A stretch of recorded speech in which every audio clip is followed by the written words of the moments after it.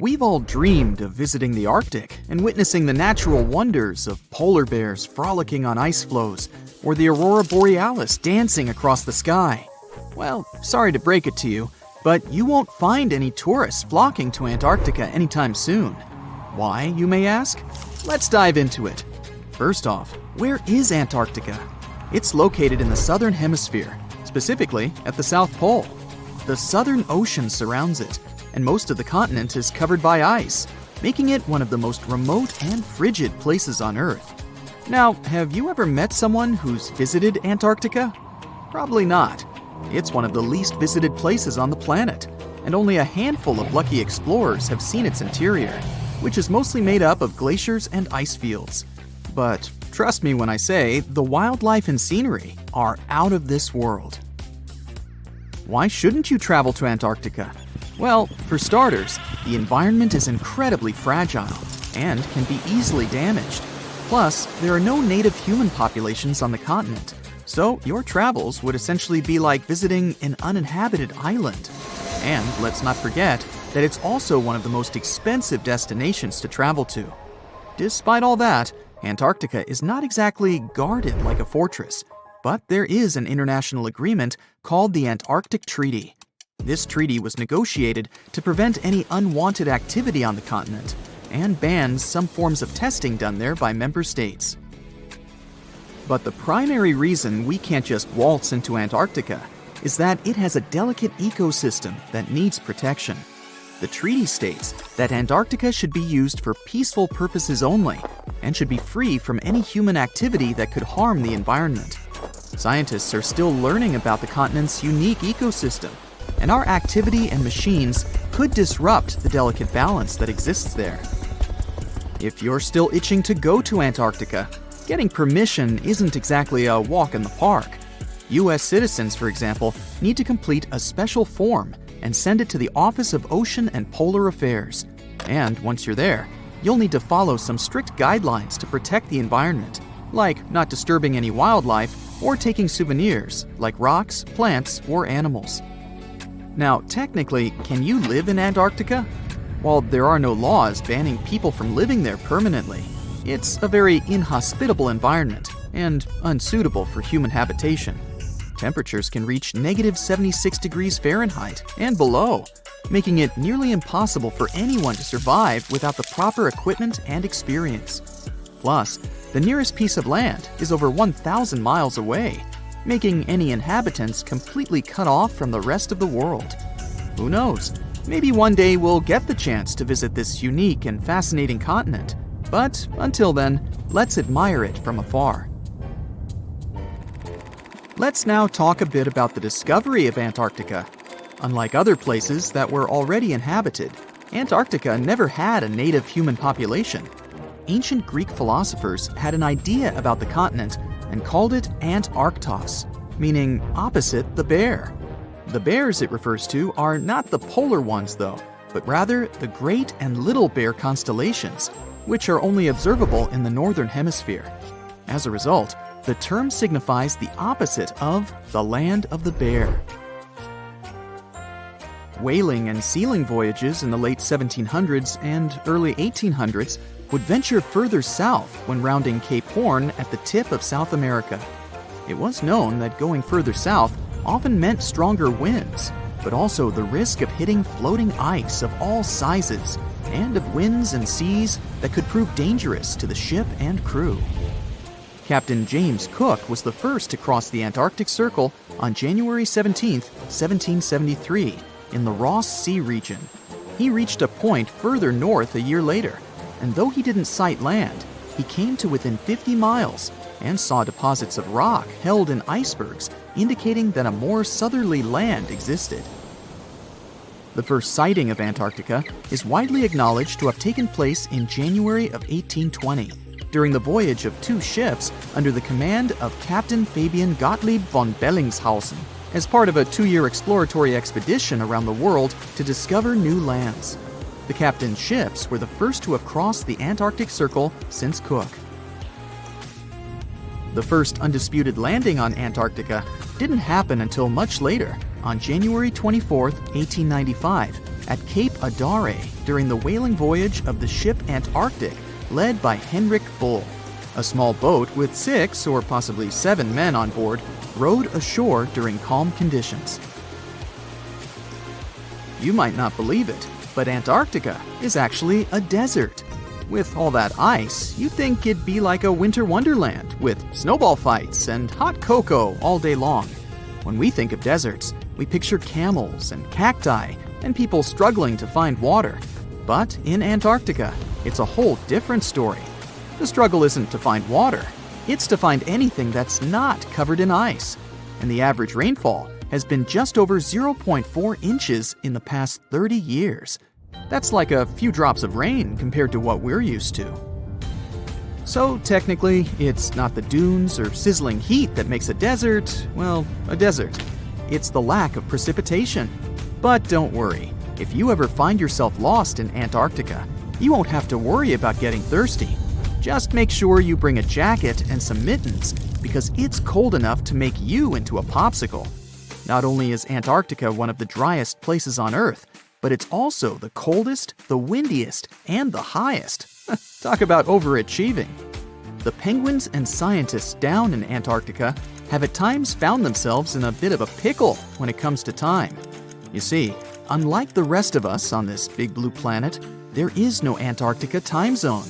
All the lines of longitude meet at a single point at the South Pole, making it a bit of a head-scratcher when trying to figure out what time it is. Now, you might be thinking, but how do the scientists and researchers keep track of time down there? Good question. They typically stick to the time zone of the country they departed from. However, with stations from all over the world on the Antarctic Peninsula, things can get a little wacky. Imagine trying to coordinate with your neighboring countries without accidentally waking them up in the middle of the night. You might think that not much could survive in a place where the temperature is extremely cold, the sun barely shows up, and the wind could blow you away faster than a tumbleweed. Well, as in many places on Earth, life found a way in Antarctica too. Believe it or not, this frozen continent is buzzing with activity. It's home to billions of krill, which in turn attract lots of seals and more penguins than you can shake a fish at. But don't let their cute and cuddly appearance fool you. Penguins are the ultimate swimmers, with streamlined bodies that would make Olympic medal winners jealous. They come ashore to breed and chill, but their real talent is stealing pebbles from each other and forming mathematically precise huddles to stay warm. Antarctica is also home to the largest species of penguin on Earth. It's called the emperor penguin. Sure, these creatures are flightless birds, but that doesn't mean they can't jump. In fact, some of them can leap up to 120 inches. And let's not forget about the seals. With their furry bodies and special songs, these marine mammals are protected by the Antarctic Treaty, and they're thriving in the cool waters of the Southern Ocean too. But the real stars of the show are the whales. During the Antarctic summer, these huge creatures show up in droves to chow down on the abundant krill. It's indeed like a whale buffet down there. There's not much to do in Antarctica except scientific work. You could check out the wildlife, like some cute penguins and seals, and you'd get to see the occasional whale swimming around. Antarctica is one of the biggest lands out there that's only inhabited by scientists and researchers from all over the world. These scientists dug a hole through some pretty thick ice to study the ancient air and how the atmosphere cleans itself. They used a special drill and dug a clean cylindrical hole 450 feet below the surface. Some of this ice can be up to 800,000 years old and is a good indicator of what the climate was like in the past. It's like checking out tree rings to determine how old a certain tree is, except it's more complicated than that. After the effortless digging, they decided to drop some ice to the bottom of the hole to see what would happen next. They heard some really unusual sounds.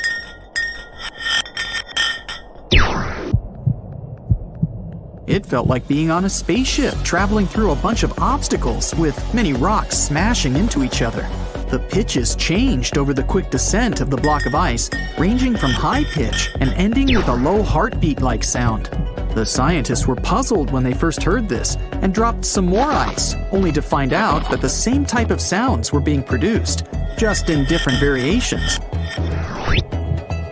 They couldn't tell what was down there and, more importantly, why these kinds of sounds were produced. Antarctica boasts quite a few volcanoes, many of which are under super thick sheets of ice. Scientists discovered 91 volcanoes and claimed there could be more, potentially making it the most extensive volcanic region in the world. While they were doing regular scientific research, they came across many unmistakable large cone-shaped figures underground. Some were as deep as 2 miles in the ice. Some of the peaks were over 3,000 feet tall and dozens of miles across. But on the surface, it's as plain as a sheet of paper. They may have dropped that block of ice inside an actual volcano that they were standing on, but it's unlikely. Even though the underground volcano presence was discovered by accident, there's a small chance they were actually standing on one where they had their workstation set up. It's more likely that they worked in an area where studying ancient climates is easier and less dangerous than other places. They collect ice samples and study them in a lab. It's like discovering a prehistoric insect embedded in amber millions of years ago when dinosaurs used to roam the land. But instead of little bugs, scientists study ancient dust, air bubbles, sea salts, volcanic ash, and anything else that may have come from the environment. They can practically tell how the climate was during that time. These ice samples might show that Antarctica's western ice sheet melted when the Earth's climate warmed up. If it did, then it's likely to happen again. That would mean sea levels rising, affecting coastal cities and small remote islands. But scientists aren't sure it's true, despite some evidence to back it up. The process of studying ice samples can take a week or even a year, depending on what they find. They crush or melt the sample bit by bit. And like those tree rings, the deeper the layer, the further we go back in time. In order to study ancient bubbles trapped in ice, researchers have to crush the samples under a vacuum hood to keep the air out while extracting the air and putting it in vials. There are various instruments and devices to study the ice samples, but because it's so sensitive to damage, each measurement must be in a clean room setting so that nothing gets compromised. The scientists have to wear proper bodysuits and many layers of gloves and constantly get ventilated. Even something as tiny and insignificant as a fingerprint can ruin a sample. They look for certain patterns to see changes in the atmosphere's composition and temperature. But dropping a few blocks of ice down a hole wouldn't be so bad. The reason why it made such a peculiar sound is the same reason why a moving car sounds different when it's honking than when it's stationary. The scientific word for it is the Doppler effect. It's an obvious change in the frequency of a wave with respect to an observer who is moving relative to the wave source. The effect doesn't mean the frequency of the sound changes, it just shifts. And this can be said about other types of waves, like water and light. But sound waves are the most popular ones when it comes to the Doppler effect. So, when the scientists dropped the ice block down the bottom of the hole, the sound waves traveled back up and bounced around the narrow tube where they drilled. That's why they got the pew pew sound. Let's not forget that this ice block traveled 450 feet beneath us. Oil ships dig holes in the oceanic crust that go thousands of feet beneath the Earth. The Kola Super Deep Borehole in Russia is the deepest hole ever made by humans. It goes more than 40,000 feet below the surface and took almost 20 years to reach 7.5 miles. Below it is only half the distance to the mantle. In terms of the whole Earth, this very deep hole is literally scratching the surface. This wasn't a hole to dig for oil, and wasn't in the ocean either. The drilling was stopped in 1992 when the engineers found out that the temperatures were 100 degrees Fahrenheit higher than they predicted. And then it was abandoned, and it's just been a barren hole now. But that's the closest we've dug to the center of the planet. The scary thing is that some of the workers on the site could hear voices coming from within. All the way in Yemen, an ancient hole exists in Barhout, in the east of the country in the middle of the desert. It's actually closer to Oman than to the capital Sana'a. This hole has puzzled experts and locals. Unlike the holes in Russia and Antarctica, this wasn't man-made. Or was it? It's been around for many years, and the locals try to steer away from it. They don't even like talking about it, since they claim it brings bad luck to those around it, or to whoever utters its name. They claim it was created as a prison for spirits, but many rule that out. The hole is 98 feet wide and somewhere between 330 to 650 feet deep. You can also hear strange sounds coming from the inside. But according to some scientists, the well has little to no ventilation and barely has any oxygen down there. So it's unlikely that anyone or anything lives down there. The Challenger Deep in the Mariana Trench caught some low-pitched grumble sounds in March of 2016. Some of these grumbles were followed by screeches. They caught these sounds in a span of weeks, using a titanium-encased microphone so that the immense pressure of the lowest point on Earth wouldn't crush it. They had to lower it slowly as well, since it's 1,000 times the atmospheric pressure at sea level. For 23 whole days, the microphone recorded typical sounds of whales passing by and boats sailing across from above, and even rumbles of nearby earthquakes, but they still couldn't determine what caused those initial sounds. The researchers couldn't understand if the noise from the bottom of the Mariana Trench was caused by humans or was natural. They also wanted to know if these sounds affected marine life, like dolphins and whales that rely on echolocation. They still can't figure it out, but scientists estimate that the ocean is about 10 times noisier than it was 50 years ago. With technological developments in shipping, submarines, and underwater construction, the ocean will only get louder with time. Northern lights come with sounds, which nobody talks about. They're usually audible when the auroras are at their most powerful presence. Scientists were always puzzled as to what caused the faint popping and crackling, even though they were very far above us. They used some special microphones and found out that the sounds came just 230 feet above us, which is pretty low. They're caused by electrical charges gaining power in a specific region of the auroras. The electrical charges are disturbed by magnetic storms that fire up the northern lights. As a result, some tiny sparks are released into the atmosphere, causing the faint crackling and popping noise. We're in Siberia. It's so cold here that freezing gusts of wind are burning your face. All that white snow seems to be blinding you. This place resembles Antarctica because of the permafrost. Recently, a group of scientists researched one of the local rivers. With the help of a drilling rig, they extracted several samples of frozen soil. The scientists were shocked to find living creatures inside the ice. Later in the laboratory, they realized that the creatures were microscopic multicelled organisms known as bdelloid rotifers. These creatures looked like little worms. Scientists knew that these worms could live in frozen conditions for up to 10 years. But the age of the rotifers found in the ice was about 24,000 years. And after defrosting, they began to reproduce, as if they had been sleeping for several hours, not thousands of years. Further analysis showed that these organisms could stay frozen for hundreds of thousands of years. The rotifers might have lived during the time when people didn't invent the wheel yet. And this isn't their only superpower. Bdelloid rotifers are among the most radioactively resistant animals on Earth. They can survive in places where there's no oxygen and water. They can also stay alive in areas with high acidity and can live without food and water for a long time. By the way, these are not the only creatures that are known for living for thousands of years. Particular types of moss and some microorganisms are also almost immortal.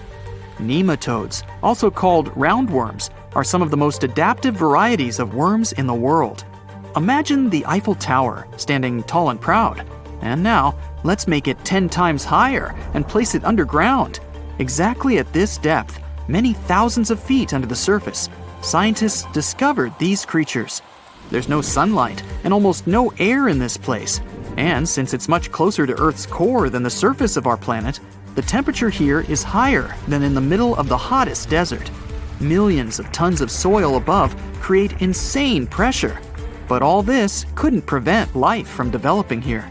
When roundworms run out of air, food, or when the temperature becomes too high, they get into a unique state of stasis, or deep hibernation. In this mode, the worm's metabolism slows down, and almost all the processes in their bodies stop. The creatures can sleep for a very long time and only wake up when the environment becomes more livable. By the way, you don't have to go so deep underground to find these creatures. Nematodes are found all over the world. They can live in hot springs, deserts, high in the mountains, among the harsh ices of Antarctica, or inside animals and humans. Our next invulnerable creatures are tardigrades, also known as water bears. These are microscopic, 8-legged invertebrates closely related to arthropods.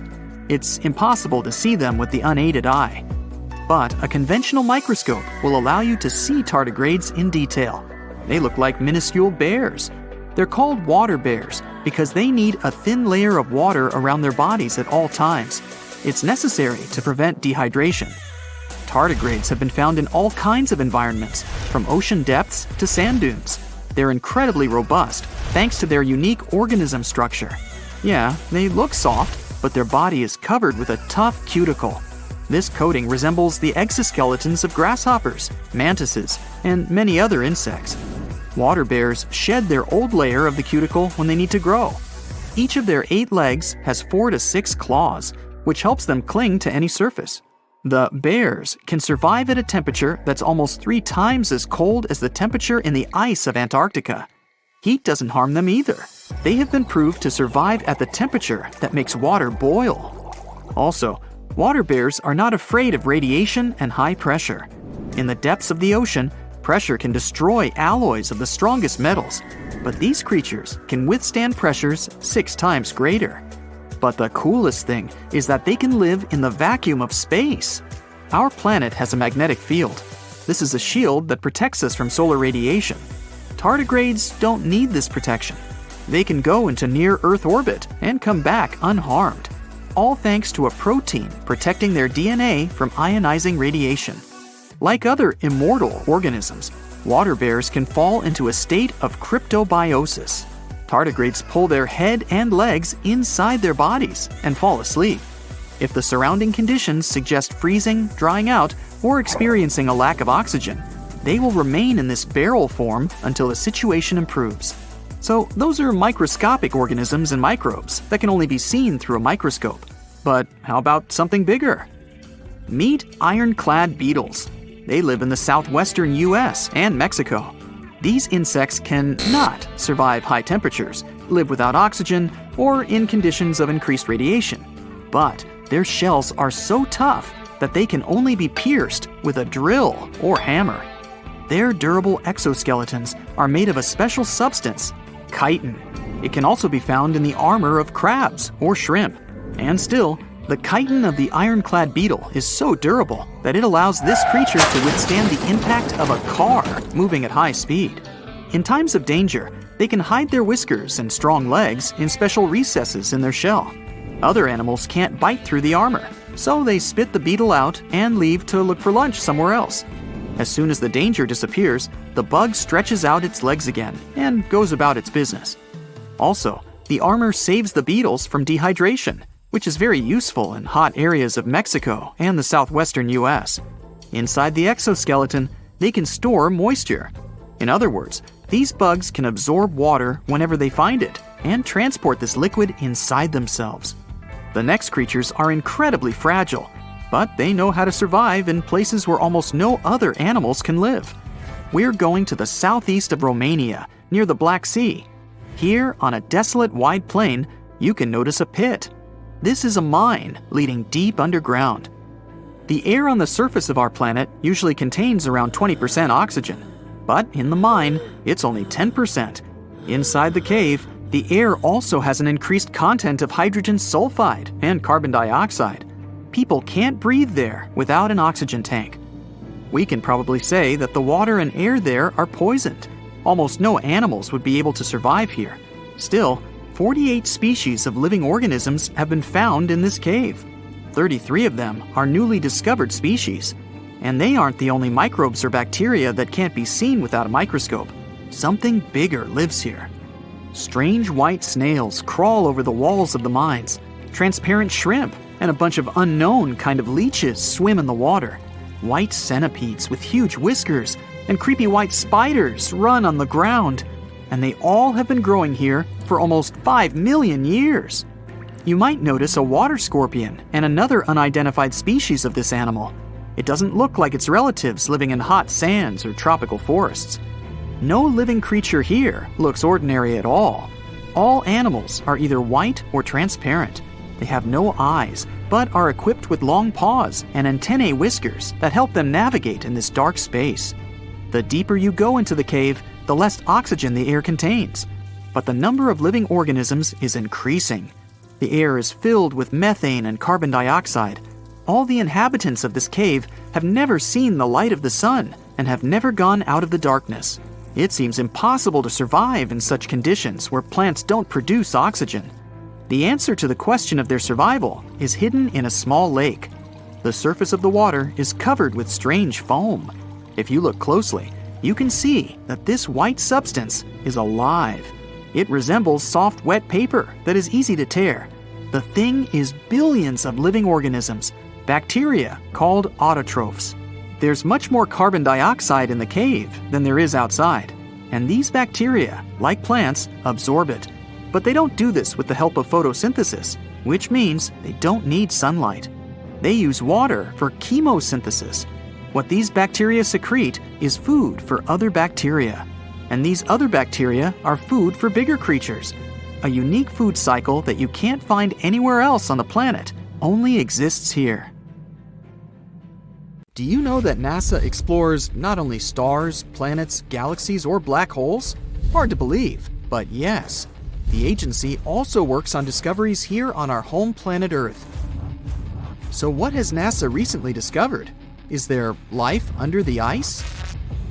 While they were analyzing data recently, they discovered something unbelievable hiding under Antarctica's ice.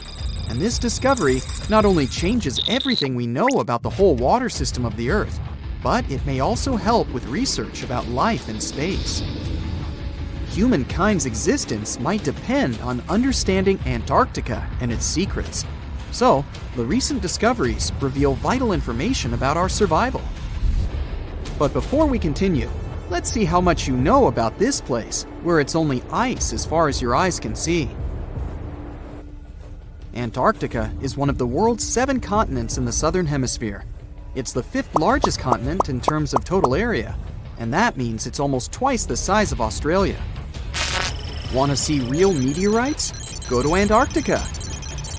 Due to its dry climate, Antarctica is one of the best places to observe space. But what's even greater is that you can find meteorites on the white surface of the continent. Scientists have already plucked about 45,000 meteorites from the ice, and they think they can see another 300,000. Since there aren't many terrestrial rocks there, it's easy for them to spot them, thanks to their dark color. Antarctica's dry desert environment also helps preserve them, even the ones that fell to Earth more than 1 million years ago. And can you imagine any volcanic activity in Antarctica? It's hard. But this place is where fire meets the ice. West Antarctica is where most volcanic activity occurs. Scientists recently found that 138 volcanoes exist in West Antarctica alone. Wow! You would think that Antarctica is always cold, but no. Its coastal regions can get as warm as 50 degrees Fahrenheit. But have you ever wondered what Antarctica would look like if there were no ice? It may seem unimaginable now, but it was not always covered by ice. That was 34 million years ago, though, so nobody could tell how the continent's surface would be without the ice. But NASA changed that. They generated computer simulations and created the most accurate map of it as of today. What they saw was incredible. The continent was not flat at all like it seemed. It's pretty bumpy with valleys, rolling plains, and high mountains. But this was nothing next to what they had discovered under Antarctica's ice. So, what is it? Drum roll, please. NASA found 2 new subglacial lakes. And what's even cooler about it is that they spotted these lakes from space. How is that? If your answer is high-tech satellites, then you're right. In 2003, NASA launched a satellite called IceSat. It measured ice sheet mass balance and cloud and aerosol heights. The satellite also helped create the ice-free map of Antarctica. In 2010, the European Space Agency launched the second satellite, Cryosat-2. It was for tracking the changes in the thickness of the ice. Then, in 2018, NASA launched the third one, IceSat-2, a follow-on to the IceSat spacecraft. It measured ice sheet elevation and sea ice thickness. It was NASA's most advanced Earth-observing laser instrument. It delivered the highest precision data. And when that was combined with the data from the other satellites, it was possible to spot these two new lakes near a pair of larger ones. But how is it possible that these lakes exist in the first place? The average thickness of most Antarctica ice is approximately 1.2 miles. However, it can get over 1.8 miles thick in some places, especially during the winter. So, you might think that there's nothing under there, but science says otherwise. It's not quite possible to see it with your bare eyes, but the continent's ice is slowly but constantly flowing in different directions under the force of its weight. But scientists could not figure out how water moved for many years. That started to change in 2007, when data gathered from the IceSat provided insight into what hides beneath the surface. They first discovered an entire network of meltwater lakes connected under Antarctica's fast-flowing ice streams, and there were hundreds of them. Scripps Institution of Oceanography glaciologist Helen Amanda Fricker figured that the elevation changes measured by IceSat happened because of the dynamics of these lakes. They did not hold meltwater statically. Instead, they were filling and draining continuously over time through a system of waterways. And as they did that, the ice above rose and fell. But where do they drain?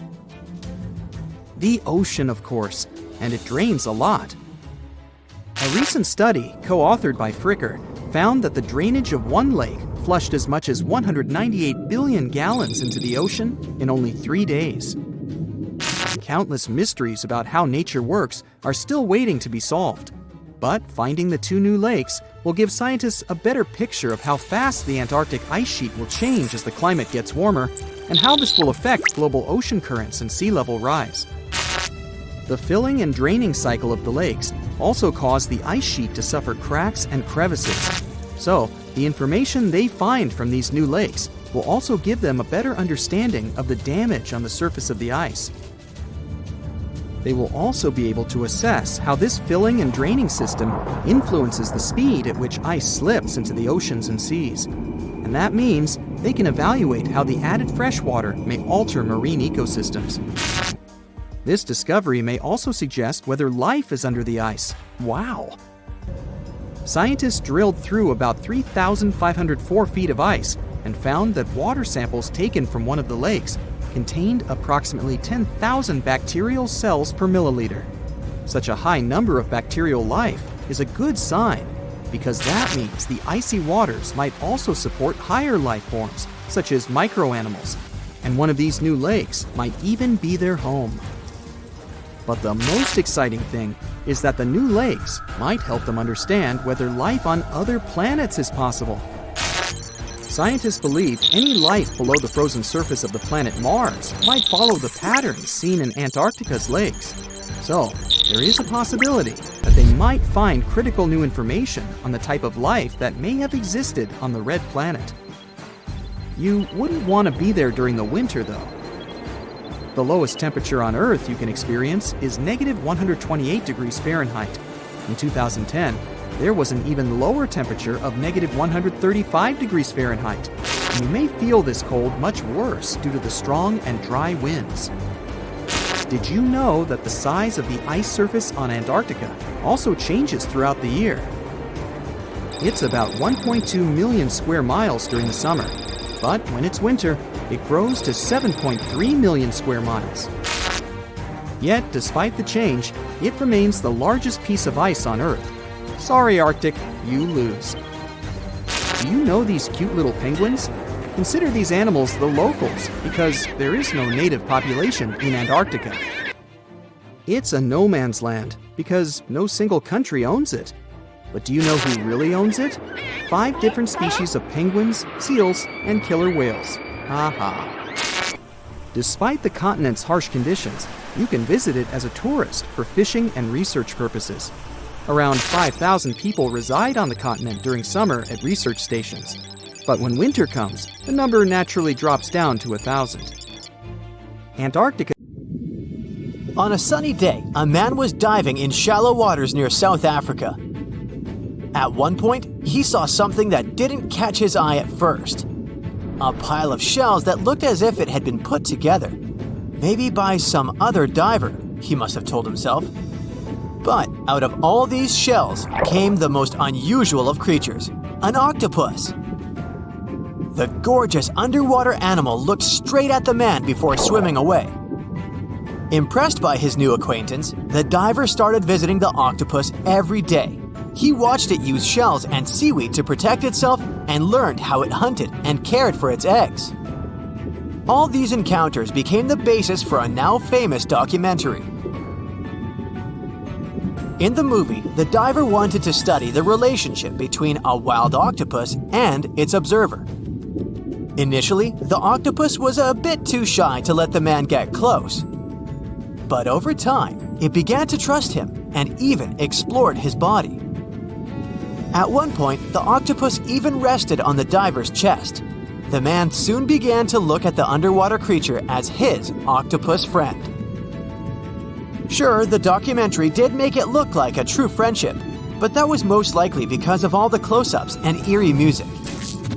But you can't really know what the octopus is thinking. Maybe what looks like tenderness is just curiosity or confusion.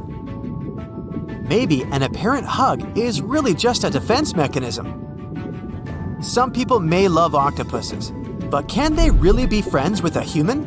Until they learn to talk, I guess we'll never know.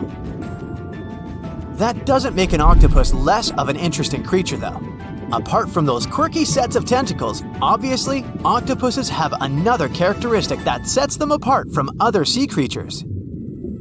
A recent study that involved studying the footage of octopuses living underwater shows that they sometimes develop this unusual behavior. They seem to throw things at each other on purpose. It can be anything from dirt from the bottom of the sea to shells or rocks. Octopuses are known to be solitary creatures, so when something or someone, like an underwater camera person, gets too close to them, they might lash out. Just as we have yet to discover the limits of our galaxies and constellations, we know very little about the bottom of the sea. It's one of the reasons why we find it so hard to explain the behavior of some underwater creatures. The truth is, we don't have good enough technology able to deal with harsh conditions and a limited amount of light underwater. You might have asked yourself at one point, what's the deepest part of the ocean? It's called the Mariana Trench. We don't really know exactly how deep this giant hole is, since it's too difficult to measure, but it's somewhere around 6.8 miles deep and 5 times longer than the Grand Canyon. This massive underwater trench was first studied back in 1875 with the help of a weighted rope. Back in 2012, a Canadian film director reached the bottom of the trench in a submersible vessel called the Deep Sea Challenger.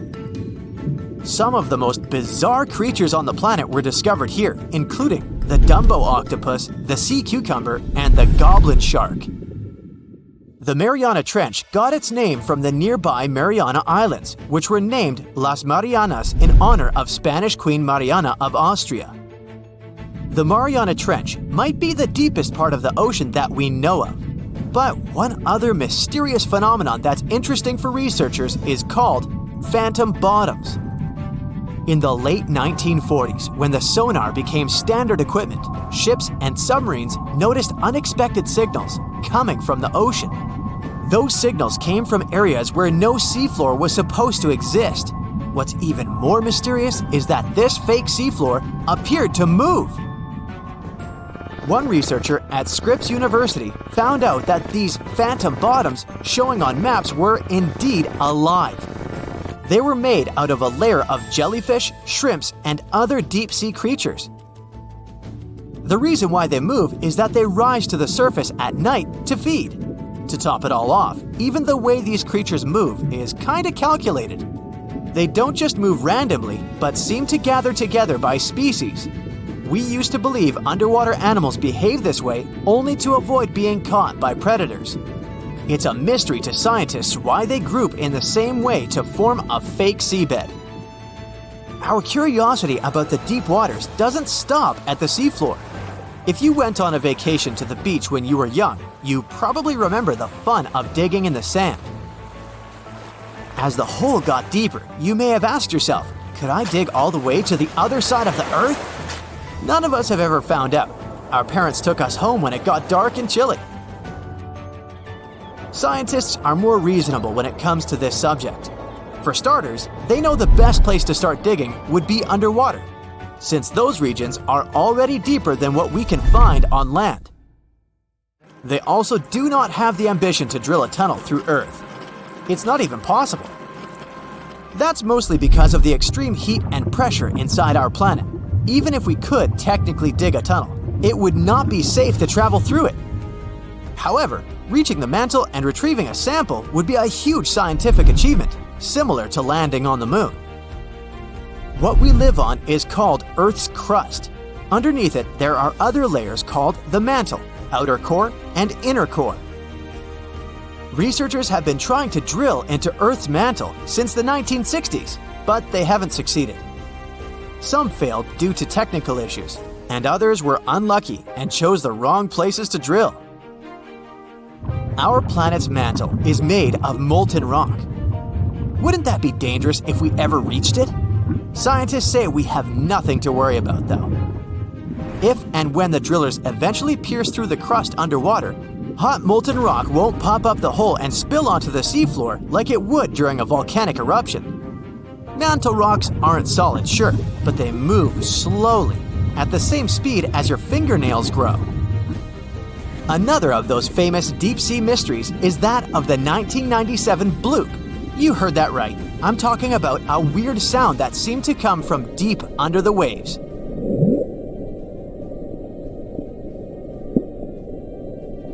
People heard it in the South Pacific.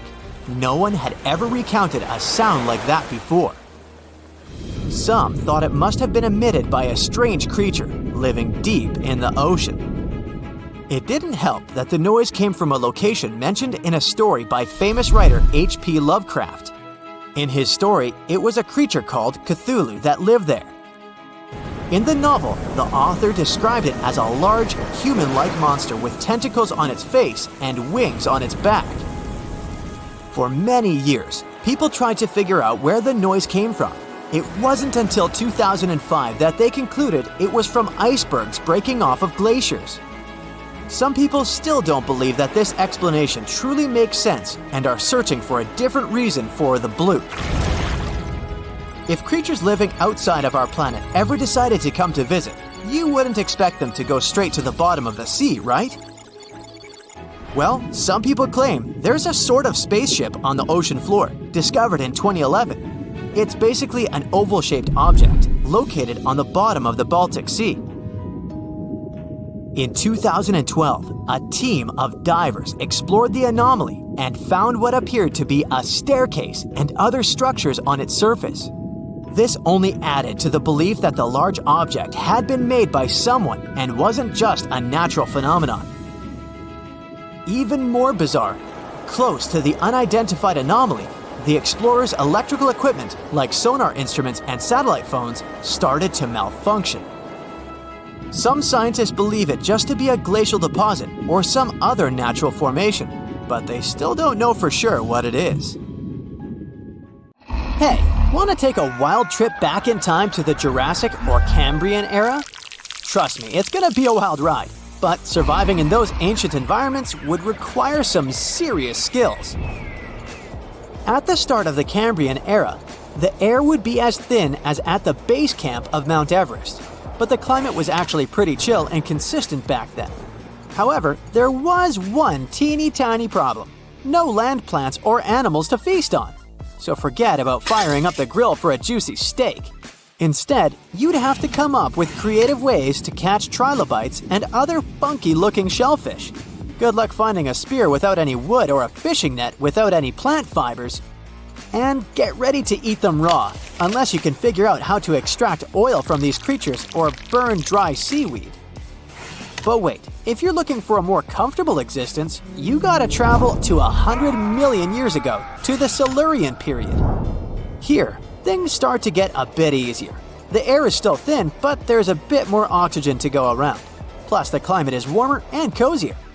Simple land plants have finally made their debut.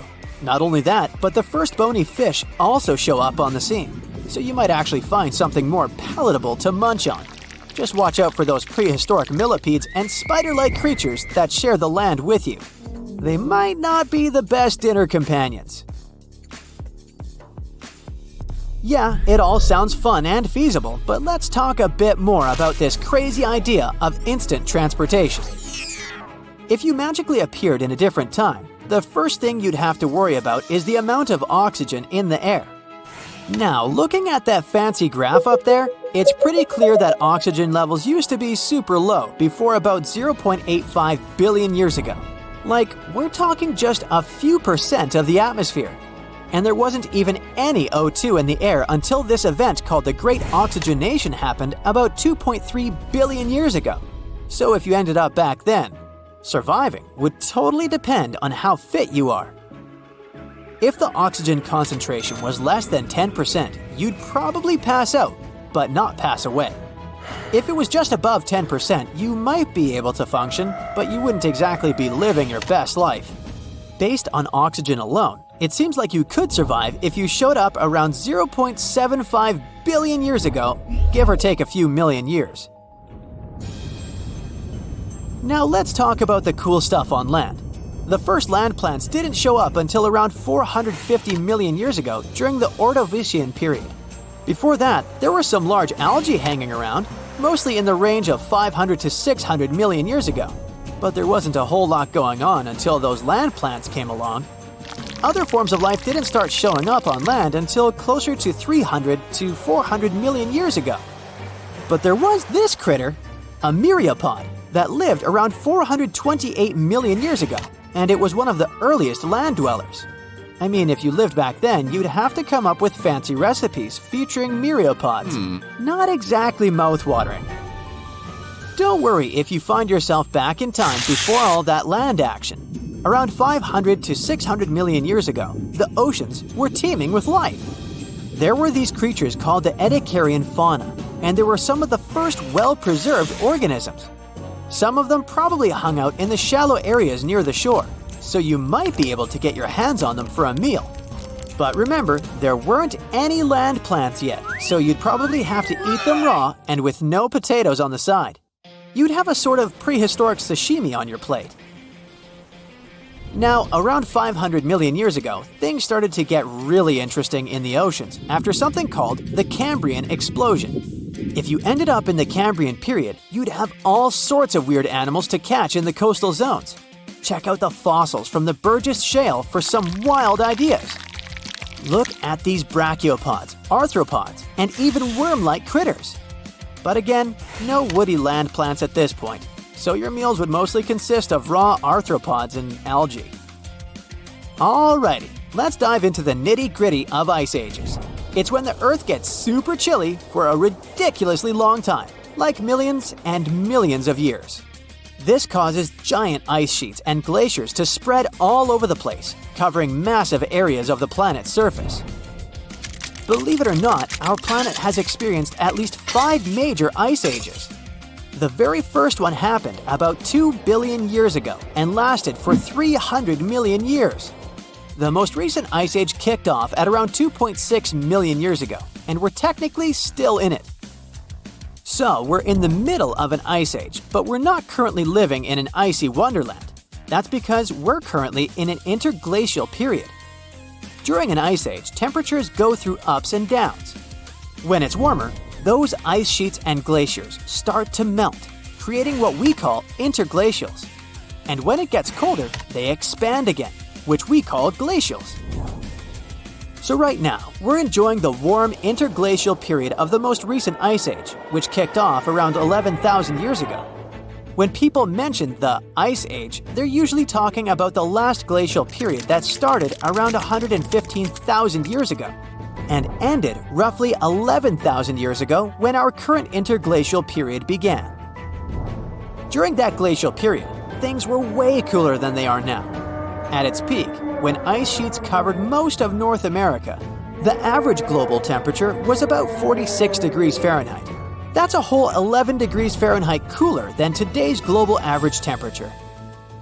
That temperature difference may not seem like much, but it was enough to turn most of North America and Eurasia into ice-covered landscapes. The Earth was also a lot drier, and sea levels were way lower because most of the water was trapped in those ice sheets. We're talking vast steppes, dry, grassy plains as far as the eye can see. And let's not forget about the savannas, warm, grassy plains, and deserts that were also part of the icy scene. During the Ice Age, there were some familiar critters roaming around, like brown bears, caribou, and wolves. But there were also some mega cool creatures that sadly went extinct when the Ice Age came to an end. We're talking mammoths, mastodons, saber-toothed cats, and giant ground sloths. Now, there are a bunch of theories floating around about why these magnificent beasts bit the dust. One idea is that us humans hunted them into extinction when we crossed paths with these megafauna. Our species, Homo sapiens, actually survived the Ice Age. We've been kicking it on this planet for around 300,000 years now, starting out in Africa and then spreading our awesomeness all over the globe. Some of our ancestors stayed put in Africa and didn't experience the full icy effects. Others ventured into different parts of the world, even braving the freezing cold of Europe's glacial environments. But we weren't the only ones out there. At the beginning of the Ice Age, there were other hominids, our closer relatives, scattered across Eurasia. We had the Neanderthals chilling in Europe, and the mysterious Denisovans hanging out in Asia. Sadly, both of these groups seems to have vanished before the Ice Age wrapped up. Now, there are countless theories about how our species managed to survive the Ice Age while our hominin buddies didn't make it. Some believe it's because we're ridiculously adaptable and used our social skills, communication, and nifty tools to our advantage. And get this, humans didn't just hunker down during the Ice Age. Nope, we explored new territories and made ourselves at home. For the longest time, folks thought humans didn't set foot in North America until after the ice sheets started melting. Fossilized footprints discovered at White Sands National Park in New Mexico prove that humans have been rocking it in North America for at least 23,000 years, right around the peak of the last ice age. In November 1922, a boy walked through the desert mountains of Egypt and discovered some ancient steps carved into the rock. Subsequently, this find became one of the world's largest and most significant archaeological discoveries. This step was part of Tutankhamun's untouched tomb. Archaeologists found about 5,000 ancient objects, including jewelry, fabrics, painted vases, and funeral masks. You've probably seen one of them. It has become one of the most recognizable attributes of ancient Egypt. More than 100 years have passed since then, and now humanity has finally become close to another large-scale discovery, the tomb of Cleopatra. This queen was the last active ruler of the Ptolemaic Kingdom of Egypt, who sat on the throne from 51 to 30 BCE. There are many ancient records about Cleopatra, her reign, and her unusual personality, but until now, no one has discovered the secrets about her passing away in the burial place. So, one archaeologist, Dr. Kathleen Martinez, has been studying ancient records and temples around Alexandria for decades and concluded that the tomb of the queen should be located under the ancient city of Taposiris Magna, founded in 280 BCE. It was a big city on the northern coast of Egypt where tens of thousands of people were engaged in trade and industry, and it seems that Dr. Martinez's guesses turned out to be correct. She and a group of archaeologists have discovered a secret underground tunnel near Alexandria with a length of about 0.8 miles. It was cut into the rock under Taposiris Magna's temple. During further excavations, they found many things that indicate Cleopatra's tomb lies in the tunnel's depths. It's also possible that she is buried there together with the Roman commander, Mark Antony. According to ancient records, Cleopatra and Mark Antony loved each other and together opposed the Roman Senate, which declared Antony a traitor. The fact that natural disasters have occurred on the territory of Taposiris Magna for thousands of years can complicate the excavations. Earthquakes and floods destroyed the city and possibly flooded its underground tunnels. But archaeologists hope the ancient tomb remains untouched, and that it hides many treasures and records about the royal life of ancient Egypt during the reign of the last dynasty. There's a chance that excavations will go underwater and in the mud. This will require much time and funding, but archaeologists are sure it's worth it. Anyway, it's too early to say that Cleopatra is really buried there, but scientists have found many things in the tunnel that confirm this, including clay pots, dozens of coins with the image of Cleopatra and Alexander the Great, as well as a bust with the image of the Egyptian queen. Cleopatra is still one of the most popular personalities in Egypt, on an equal footing with Ramesses III and Tutankhamun. She inspired many films, paintings, and books, but what made her so popular? She became famous for her inconsistency. She was a beautiful, intelligent ruler who pulled Egypt out of the crisis and made it a prosperous power. Medieval Arabic texts say she knew chemistry, mathematics, and philosophy, and may have written several scientific books. She knew several languages and had excellent diplomatic skills. At the same time, there are many legends that she was a femme fatale who drove many men crazy. However, there's no evidence that her beauty was incomparable. The image of a stunning model was created by Hollywood when it made several films where famous actresses performed the role of Cleopatra. And the Roman Emperor Octavian, the adopted son of Julius Caesar, specially created the image of Cleopatra as an insidious seductress because he was her enemy. Even though she was born in Egypt, Cleopatra wasn't an Egyptian. Her ancestors were Greeks, among whom was one of the generals of Alexander the Great. However, the people of Egypt loved her. She learned the language and was very sensitive to the traditions of this country. She knew the history, mentality, and customs of ancient Egypt well. She raised the level of its economy and strengthened its status as a world power. Much of this was made possible thanks to her cunning and impressiveness. She loved theatrical performances and lavish celebrations. She knew how to surprise people and put on a show. But behind the exterior image of a luxury lover was an intelligent and calculating ruler. Ancient Egypt was a rich, luxurious country, and Cleopatra did everything to increase its wealth and strengthen its position in the international arena. For example, she was once in conflict with her brother Ptolemy XIII Odd. The queen knew that she wouldn't be able to resist him, so she decided to attract Julius Caesar to their side. The Roman emperor arrived in Alexandria, where Cleopatra wanted to meet him, but Ptolemy knew about her plans and was about to prevent her from coming to Caesar.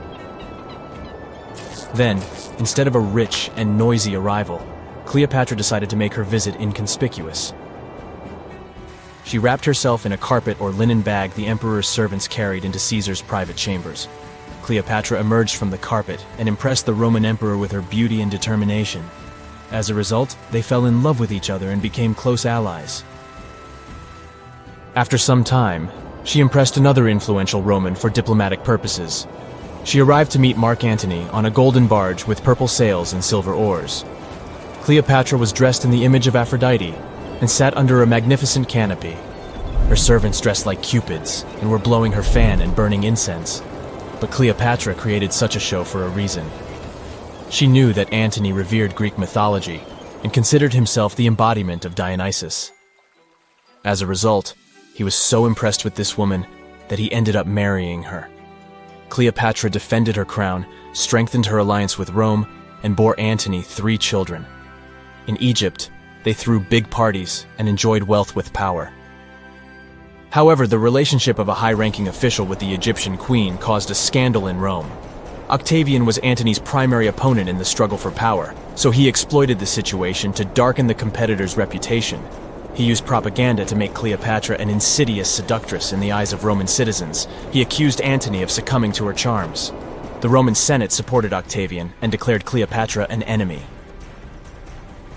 In 33 BCE, this conflict reached a high point when Antony's navy clashed with Octavian's fleet. The latter won and forced his enemy to flee to Egypt with Cleopatra. According to some records, they took refuge near Alexandria. Pursued by the Romans, they hid in one of Cleopatra's palaces and met their end. Some legends say that Cleopatra was an expert in poisons. She provoked a venomous snake, a viper or an Egyptian cobra, to bite her. Also, according to another legend, she pricked herself with a poisonous needle.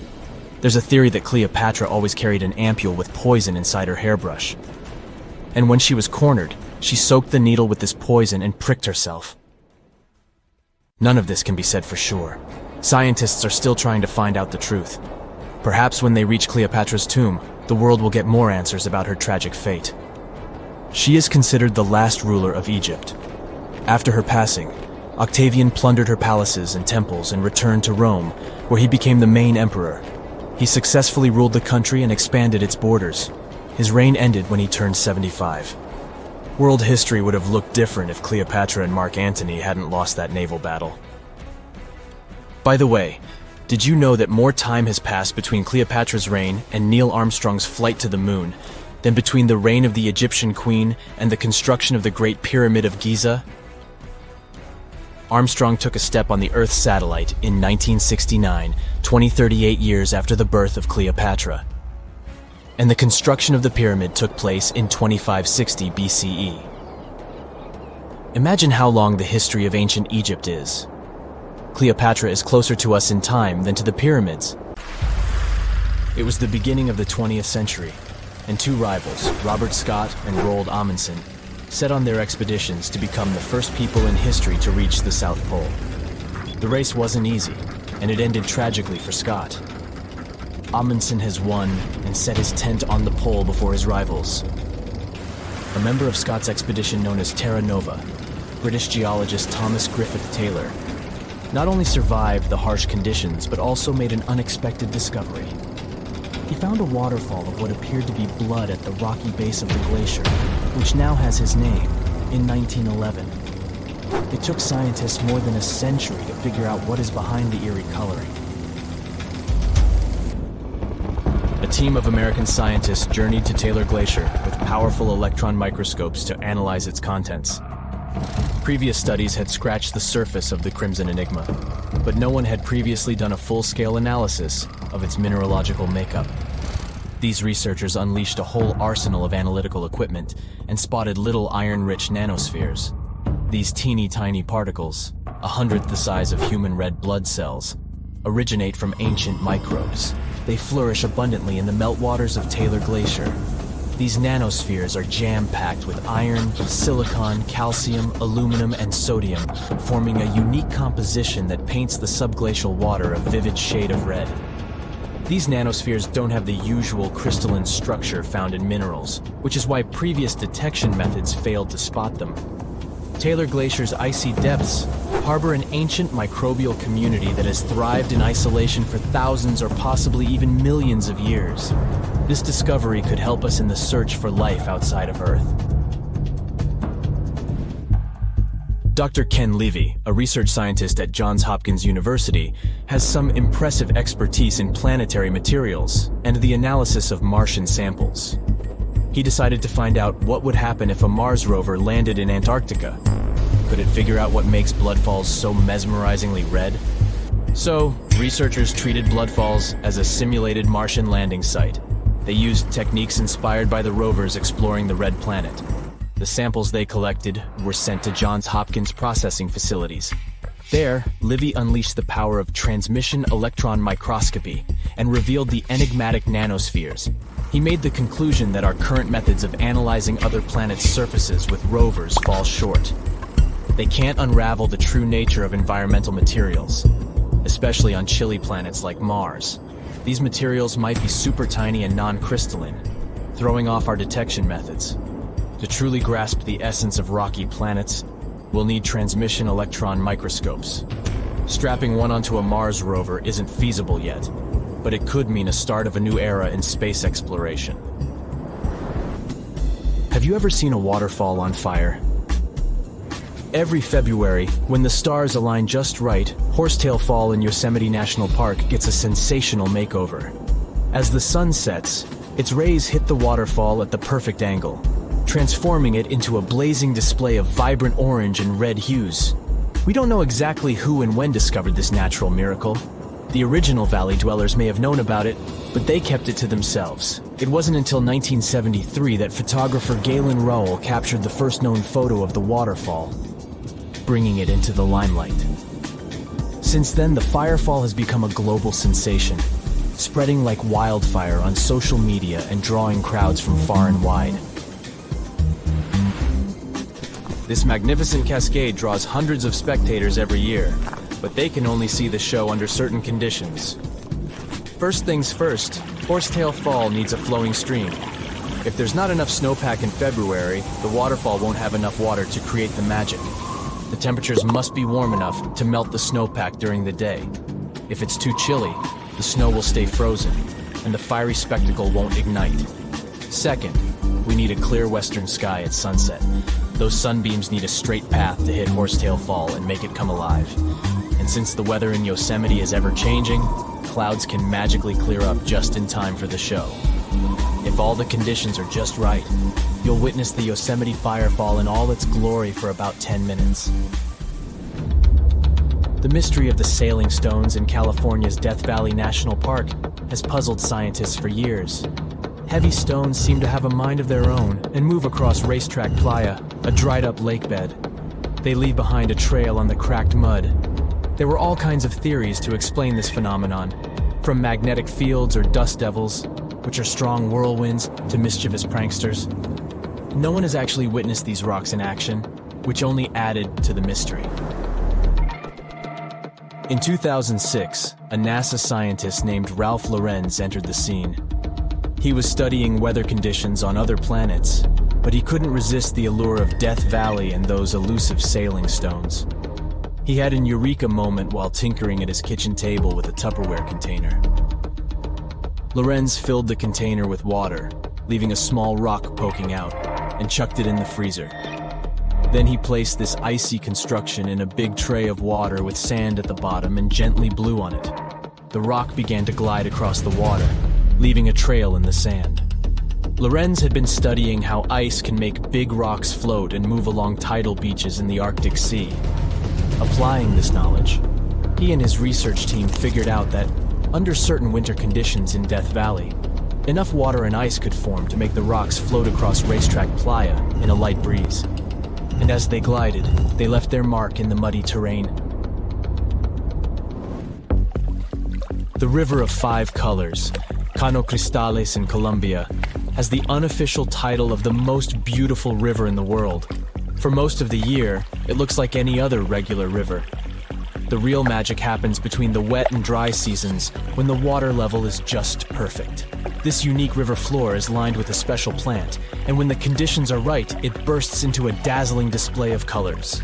Think vibrant reds, stunning yellows, and lush greens, all mingling with the blue water. It's like stepping into a living rainbow with 1,000 shades in between. This phenomenal display only lasts for a few weeks, from September through November. During Colombia's wet season, the river flows too fast and deep, covering up the river floor and denying the plant the sunlight it needs to turn red. And in the dry season, there's simply not enough water to support the vibrant life in the river.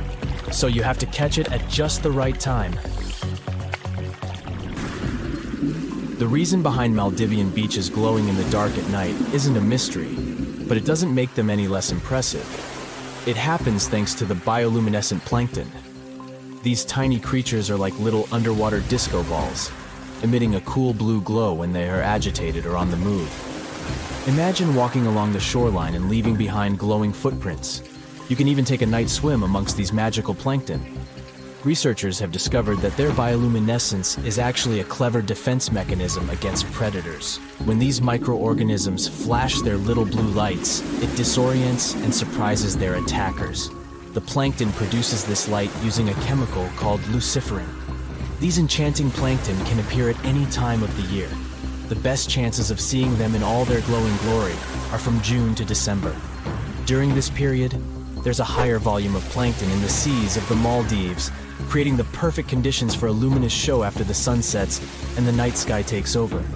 You'll only witness the magic of bioluminescent plankton when tidal currents bring them close to the shore in large numbers.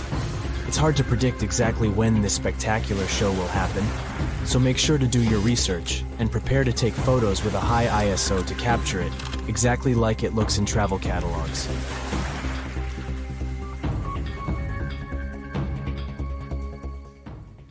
Alert! Alert! Leave all your things behind and find safety immediately. The southern continent has just erupted. This is not a drill. You see people running around, screaming their heads out. Cars bumping into each other. The whole nation is in panic. You're on the southern coast of Australia, but the sky is black and it stretches further than your eye can see. Your friend in southern India calls you and says the same thing. There's ash in the sky, and it's raining down on you. You hear rumbling in the distance, and it isn't even your stomach to blame. Everyone starts running inland. The black clouds swallow up everything in sight. Cars, trees, buildings. You're unable to see anything in front of you. Everyone's confused and scared. A tsunami breaches the shores, covering everything in its path. This is the Great Antarctic Eruption. Antarctica is that big continental desert covered in ice. In fact, it's technically the largest desert in the world. It's also covered with a whole lot of volcanoes, just chilling around. Scientists discovered that there are 138 volcanoes in Antarctica, 91 of which are hidden beneath the icy surface, and 47 on top. And there might even be more. But most of these volcanoes are dormant. And for a volcano to be dormant, it has to be fast asleep for the last 50,000 years. The last volcano eruption was Mount Erebus in the western part of the continent. It's the most active volcano in the south side of the world and is roughly 12,500 feet above sea level. That's as high as stacking the Burj Khalifa on top of itself 5 times. There's a whole bunch of these volcanoes stretched across the entire continent. In the most concentrated region, the volcanoes spread the distance equivalent to that between Canada and Mexico. And that's not even all of them. Scientists have warned that if any of these interior ice-contained volcanoes were to erupt, they'd melt the western Antarctic part of the land and increase the spill of ice into the ocean. It would raise the sea level and flood many endangered lands that are already at risk. And that's not mentioning the tectonic plates shifting underneath the surface, which allows some of the magma to squeeze its way to some surfaces. It's scary enough to expect what would happen if a huge volcano erupted. But what would happen if all the volcanoes in the Antarctic continent erupted at the same time? If you were one of those scientists on a boat on their way to conduct some experiments, you would begin to feel unease. You'd notice the water carrying a bit more of the current than usual. You look at your fellow scientists, and they too have the same look on their faces. As you land at the shore and take out all your tools and equipment, things don't seem normal. But the work has to be done. You head to the base and settle in. Business as usual. In the barren land, you see some emperor penguins waddling around, hunting, playing, and doing penguin stuff. But as you look around, you notice that the penguins all suddenly head to the ocean, and many of the wild Antarctic birds also begin flying towards the horizon. Weird. Then the ground starts shaking, and behind you appears a tower of smoke reaching to the sky. The ashes from a volcano can be very harmful for anyone with lung conditions, and even healthy people. The gases that come with it are usually blown away quickly, but are also harmful to humans and cause irritation to the eyes and throat. But if you're nearby, you may need a gas mask, or better yet, evacuate! The gases and ashes are the most dangerous part of a volcanic eruption. Even though the lava spewing and explosion may seem scary, the smoke in the sky can spread far away and even halt planes flying around. You look to your fellow scientists and they signal to you that it's time to go. Make like the penguins and swim off. But the waters are extremely rough, and the rumbling's getting louder and louder. Suddenly, you see more smoke wafting towards the sky, but from different locations. Back to the boat! It's sad to say, but leaving all that equipment was needed to survive. Carrying all that stuff would have slowed you down, but you're safe. For now. Looking behind you, you see a dark smoke screen covering every corner of the continent. Volcanoes have different types of eruptions. It's not just the shooting out lava into the sky scenario. They can range from aggressive to calm. Some spew out lava and some don't. This all depends on the environment, the number of gases contained, or if there's any groundwater present, and even the chemistry of the magma. So, chances are you'd be seeing all various types of explosions around you. You're out of Antarctica's mainland, but it's surrounded by lagoons and giant ice caps all around. You're doing your best to maneuver around them. But the ash is falling down all around. The sky is dark as the smoke blocks out the sun. Volcanic ash comes in all sizes and can cause different damage, from as little as lung and eye irritation to smothering vegetation and crops. And that's just the thing.